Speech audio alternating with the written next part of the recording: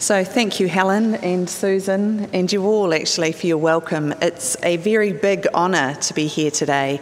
I've lived in Auckland for a number of years and came from Wellington, and even when I was in Wellington, I was aware of St Matt's in the City and your long and rich tradition of seeking social justice.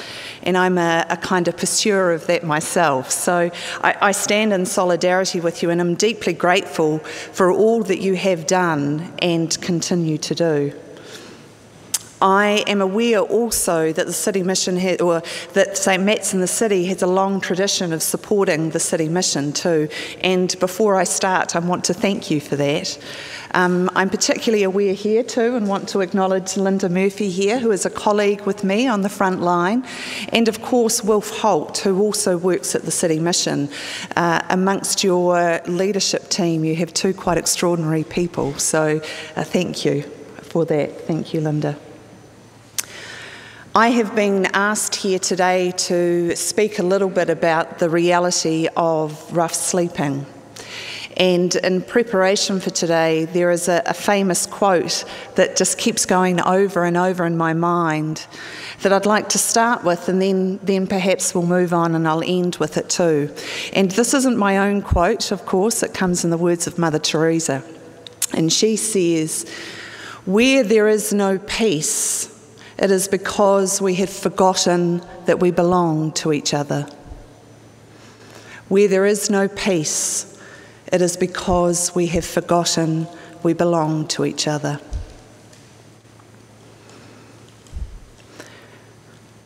So last night and every night before that, at least 150 people slept outside, slept rough, in a 3K circumference of Sky City. So if you put Sky City in the centre and you draw a big circle around it, 150 people slept outside. That was the count that we took in October of last year. And that 150 people is a subset of 30,000 people who are homeless in New Zealand. So Statistics New Zealand defines homelessness as people who are in temporary accommodation, uninhabitable accommodation, places that really aren't designed for housing, like garages or tents, and also shared accommodation. So if you can imagine that there is one house that's set up for 5 or 6 people, but in fact 10 or 15 people live in that house. So in New Zealand last night, there were 30,000 people who were homeless, 150 people who slept rough here in Auckland City, and of that 30,000, about 16,000 homeless people are in Auckland. It's not a particularly wonderful statistic. And in fact, we're completely overwhelmed almost at the moment about a talk in the media about emergency accommodation in Auckland, and in fact accommodation full stop. One of the day-to-day questions that constantly asked in my role in the homeless team next door at the City Mission is, why are people sleeping rough? We live in this wonderful country full of plenitude. What's going on? And behind that question, which sometimes has a sense of curiosity and sometimes a sense of compassion and sometimes a sense of condemnation, there is a view of the rough sleeper as someone who is other than. Often our view of the rough sleeper is not particularly fabulous. They're seen as lazy, as a no-hoper, as someone who is addicted to alcohol or drugs, as someone who is just not a good person. And that attitude that pervades creates again this sense of us and them. And if there is one message that I would really like to leave in your hearts today, is that people who are rough sleepers are people first. People who are rough sleepers are people first. And then the reality that they face, for a whole myriad of reasons, is that they rough sleep. And if we as a society, as a people, as a church, can come to actually break down the walls that exist between us and them, then that state of belonging that Mother Teresa referred to starts to become a reality. And I truly believe that that is what we are all charged with today, and particularly in a context here in this church, with the responsibility of breaking down the walls that exist between you and me, and in fact between me and any other person who isn't like me, whether they are a different gender or a different colour or a different religion or a different sexuality, or whether they in fact slept outside last night. In the interests of attempting to really come to grips with the reality of the rough sleeper, the City Mission, with the City Council and with LifeWise, gathered a group of people together and said, we need to come to understand the day-to-day reality of rough sleeping in Auckland better. And that essentially is the core task at the bottom of the report that's in your hand. If, in the interests of the trees, that report is also online afterwards, so don't be too worried about looking at it now. But in that report, there are 4 key insights that came through after we discussed the reality and the day-to-day lives of rough sleepers in Auckland. The first one acknowledges that rough sleepers are exquisitely vulnerable. Vulnerable to get onto the streets, and then often once on the streets, incredibly vulnerable. The very simple fact of having to close your eyes at night and sleep in an outside place where you can't lock a door or have any secure place means you are vulnerable. And that's just the day-to-day reality, where in the much bigger picture reality, the general rule of thumb is that the body of a rough sleeper is 20 years older than the chronological age. So if I am 40 and rough sleeping, my body will show the reality of a 60-year-old. It's pretty clear that each night I spend on the street, the more psychological stress that places on my soul, and hence the increase in likelihood of becoming mentally ill whilst on the streets, even for someone who on that first night has no history of any mental illness. Now, these are just some of the factors in terms of the vulnerability of people. In contrast to this, and perhaps the very real human story, is that the other insight that we found is that people who are sleeping on the streets are incredibly resourceful and incredibly resilient. That there are all kinds of things that people do to make money, to access food, to access medical services, to build relationships, community, even family on the street. One of the most common things that we heard is that the street is my family.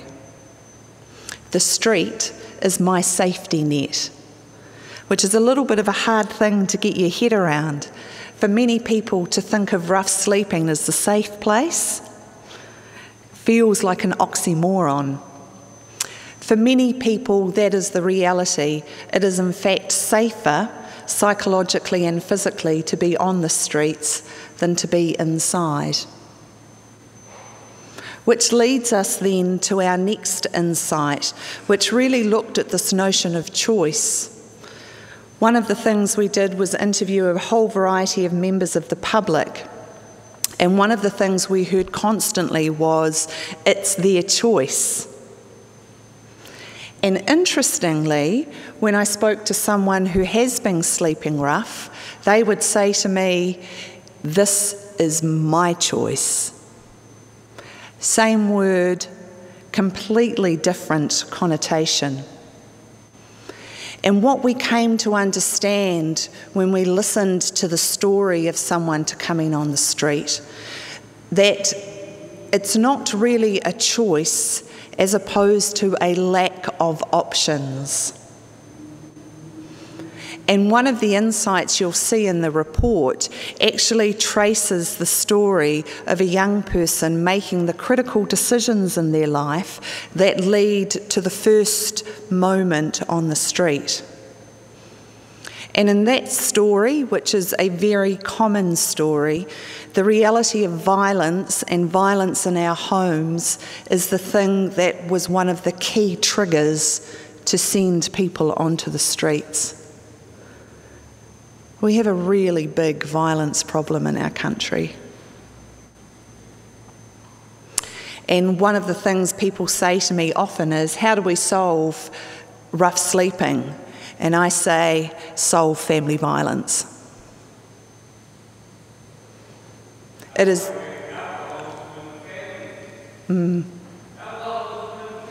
Alcohol in the family too.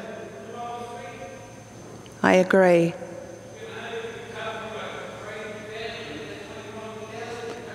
Yeah, you do. That makes a lot of sense. It does.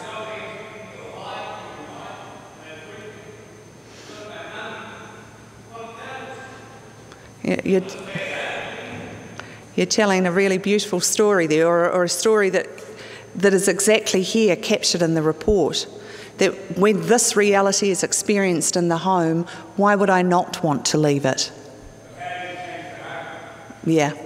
And that's the question really that's with us today. How do we change our homes?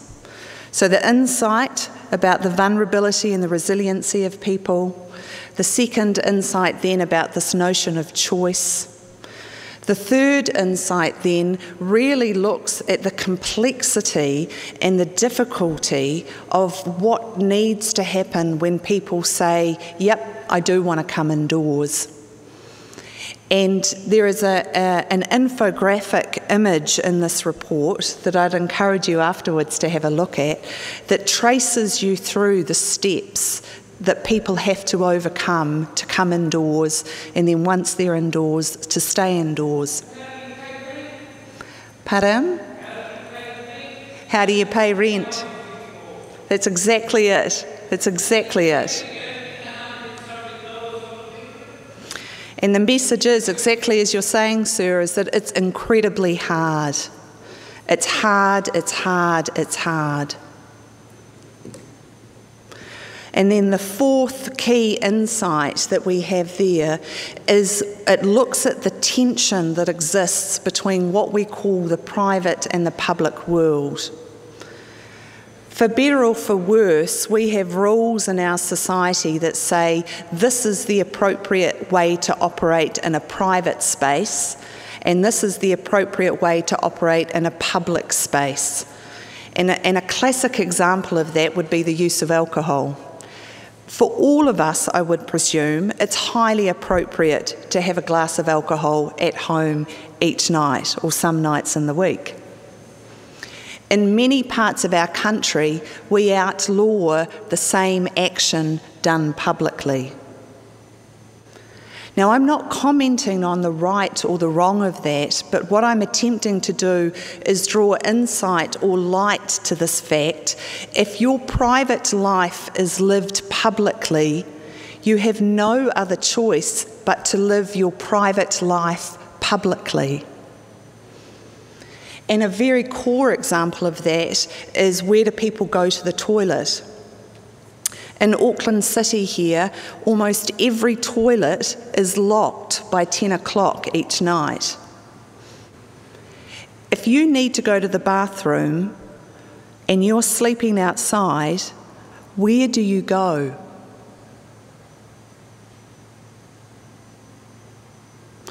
Your only choice is to go to the toilet outside.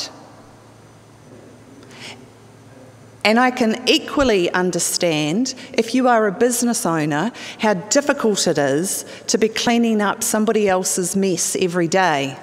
If I was that business owner, I'd be getting pretty grumpy, to be honest.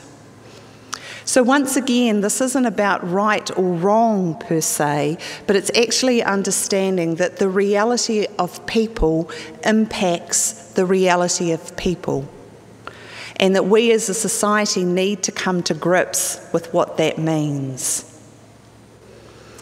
Those are the 4 key insights in this report. The public-private tension, how difficult it is to come indoors, this notion that it really isn't a choice, it's a lack of options, and then the vulnerability and resiliency of people. Before the service this morning, I was sitting next to Rose here, and she issued me with quite a challenge, because she said, when you're up there talking, please tell us something that we can do. I've been racking my brains. One of the things that I am deeply conscious in my work here, and I live here in the central city, is how this place, this building, the relationships and the manaakitanga, the hospitality that you provides refuge for very, very vulnerable people. And we all need places where our soul and our body can be at rest. And from where I stand, slightly on the outside, I don't believe you realise the power of what you do and can do. This place, in the wonderful, rich tradition of churches, is a very real refuge. And my plea would be that you understand that you celebrate that, and that you do whatever you can within your power or spheres of influence to allow and encourage that. And I say that with an understanding that providing refuge is usually quite complicated. It's often messy. It means allowing people in who are significantly different and who may not behave in a manner that is particularly easy. And that's your task. That's your gift. And in all honesty, if you do nothing more than what you're already doing, from where I'm looking, it's pretty damn fine. Part of the message that I want to come here today is really very genuinely is to say thank you. St. Matt's in the City is a church, both in its building and in its people, that can be very proud. And there is an encouragement on my behalf. Please, please continue to be that place of refuge. There are some things here that this church can give people that is much more than the literal food in front of them. And I'm a big believer in providing the literal food as well. Lots of that we can do next door and are. We really need you.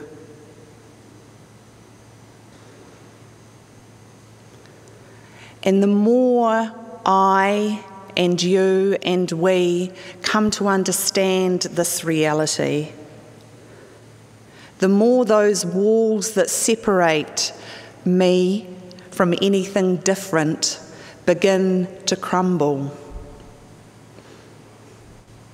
Like the walls of the temple, the walls of Jericho, it all starts to come down.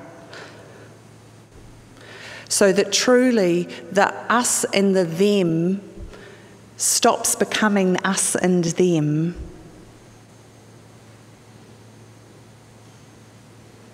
People become people.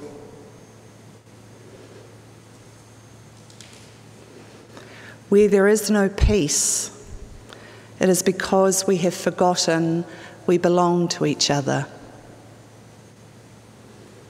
I belong to you. You belong to me.